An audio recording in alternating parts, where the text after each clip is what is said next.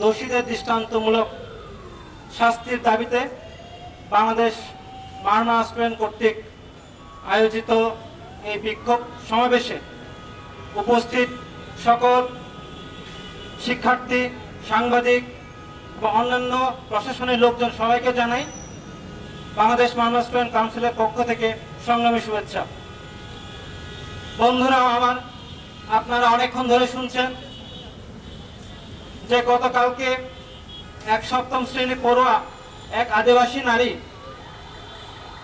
সেখানকার যে সেটেলার কর্তৃক এক ভয়াবহ ঘটনার শিকার হয়েছে। অত্যন্ত পরিতাপের সাথে জানাতে হয়,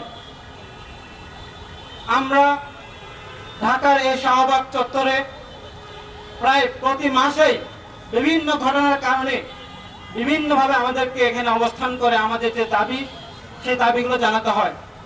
সেই দাবিগুলোর অন্যতম একটা দাবি সেটা হচ্ছে পার্বত্য চট্টগ্রামে যে আদিবাসী নারী রয়েছে সেই নারীদের নিরাপত্তা নিশ্চিত করতে হবে।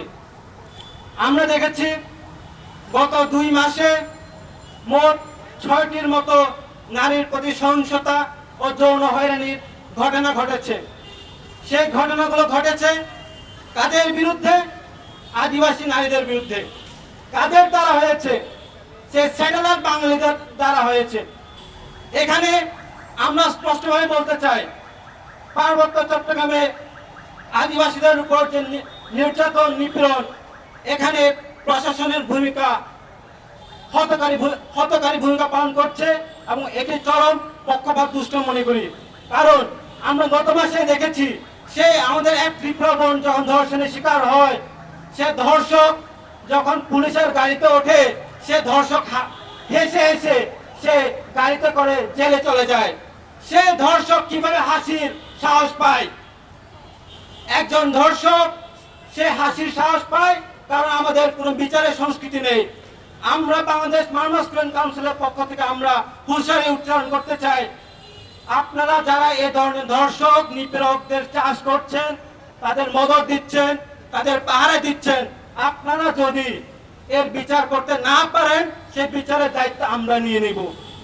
যারা যারা আদিবাসী নারী বা বাঙালি নারীর প্রতি পাহাড়ে বা সমতলে যারা বিভিন্নভাবে হয়রানি করছেন, ধর্ষণ করছেন, মেরে ফেলছেন, হত্যা করছেন, আমরা আপনাদের প্রত্যেকটা ছবি, আপনাদের প্রত্যেকটা নাম লিখে রাখবো। হয়তো বাংলাদেশ এ রাষ্ট্র তার বিচারহীনতার সংস্কৃতির কারণে আপনাদের বিচার করতে পারবে না, কিন্তু সেই বিচারহীনতার সংস্কৃতির ঊর্ধ্বে গিয়ে আমরা আমাদের মা বোনদের ইজ্জত রক্ষা করতে গিয়ে, নারীর নিরাপত্তা নিশ্চিত করতে গিয়ে আমরা আমাদের যে আইন, সে আইন নিজের হাতে তুলে নিতে বাধ্য হব। সংগ্রামী বন্ধুগণ, শুধু উপস্থিতি, আমি আর বক্তব্য দীর্ঘায়িত করব না। পার্বত্য চট্টগ্রামে যে সমস্যা হচ্ছে, সে সমস্যা অন্যতম কারণ হচ্ছে রাজনৈতিক সমস্যা। আমরা যখন পাহাড়ের মানুষের উপর কোনো ধরনের অন্যায়, অত্যাচার, নিপীড়ন, কোনো ধরনের ঘটনা ঘটে, সেখানকার কোনো মিডিয়া সে আদিবাসীদের উপর সহিংসতার ঘটনার সঠিক তথ্য তুলে ধরে না। এ তুলে না ধরার কারণে এই সমতলের বাঙালি সমাজ আমাদেরকে এক বিচ্ছিন্নতাবাদী জনগোষ্ঠী হিসেবে মনে করে। কিন্তু আপনাদের সামনে আমরা দৃঢ় কণ্ঠে বলতে চাই, আমরা কোনো বিচ্ছিন্নতাবাদী জনগোষ্ঠী নয়। আপনারা সেই 1997 সালে পাহাড়ের অধিকার ফিরিয়ে দেওয়ার জন্য যে 1997 সালে পার্বত্য চুক্তি করেছেন, সেই চুক্তির মৌলিক ধারার কোনোটি বাস্তবায়ন করেন নাই। একই সাথে আমাদের যে মৌলিক যে দাবি দেওয়া, সেই রাজনৈতিক অধিকার, সেটি ফিরিয়ে দেন নাই। আমরা যদি আমাদের অধিকার প্রশ্নে পার্বত্য চট্টগ্রামে আরেকটি যদি বৃহত্তর আন্দোলন যদি ঝাঁপিয়ে পড়ি, সে দায়ভার রাষ্ট্রযন্ত্রকে নিতে হবে এবং রাষ্ট্রযন্ত্র এই যে আদিবাসীদের উপর যে নিপীড়নমূলক, আদিবাসী নারীদের উপর যৌন হয়রানি, বিচারহীনতার সংস্কৃতি, এটি যদি আপনারা চলমান রাখেন, আদিবাসীদের আপনারা বঞ্চিত করেন, ন্যায্য অধিকার আপনি ফিরিয়ে না দেন, রাষ্ট্রকে ভবিষ্যতে এর চরম মূল্য দিতে হবে।